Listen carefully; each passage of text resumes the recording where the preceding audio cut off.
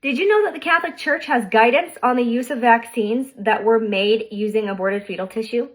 Well, they do. The Pontifical Academy for Life in 2005 created a document that addresses just this. Now, in 2005, all of the vaccines that used aborted fetal tissue were from previous abortions in the 1960s and 1970s. Things like the rubella vaccine, so any MMR vaccine, varicella vaccine, Hep A, a couple of the polio vaccines, the rabies vaccine, and one of the smallpox vaccines.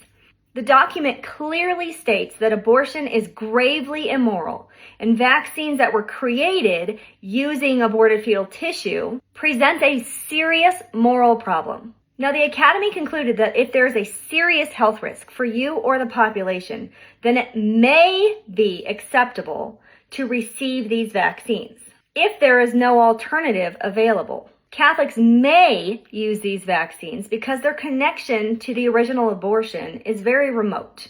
But what we didn't hear about, especially during COVID, is the rest of the document. Catholics have a responsibility to seek ethical alternatives, to require alternative research, and to even exercise conscientious objections to these vaccines for moral reasons. In fact, the document explicitly says that providers and parents should put pressure on the pharmaceutical companies and the government to create morally licit products.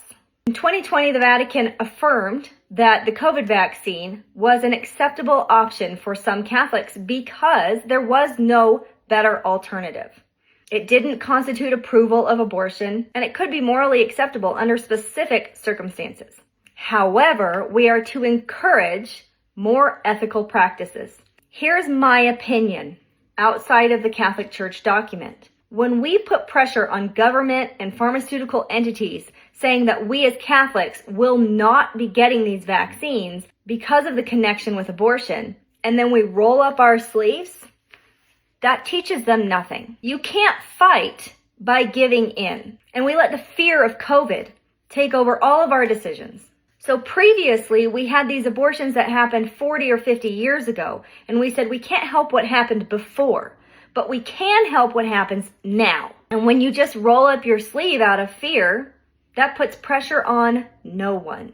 And remember, a lot of employers were pushing back against Catholics for their conscientious objection to the COVID vaccines because of this document that said in grave, high-risk situations, it may be acceptable. But the same document says that every Catholic has the right to their own discernment, their own conscientious objection. If a Catholic feels that getting any vaccine that was tainted with abortion is against their moral code, they do not have to get it. This document allows for it in certain situations, but it is not required. The Catholic Church never said that you had to get this vaccine or any vaccine to protect the community. You as a Catholic have every right in this document to decline a vaccine or any therapy if you feel that morally it is not appropriate. So if people ever push back on you for being Catholic and the Pope said that you can get vaccines, you can push back on them and say the Pope also said I have every right as a Catholic to decline these vaccines. And if you really want to change the system, you have to stop rolling up your sleeve.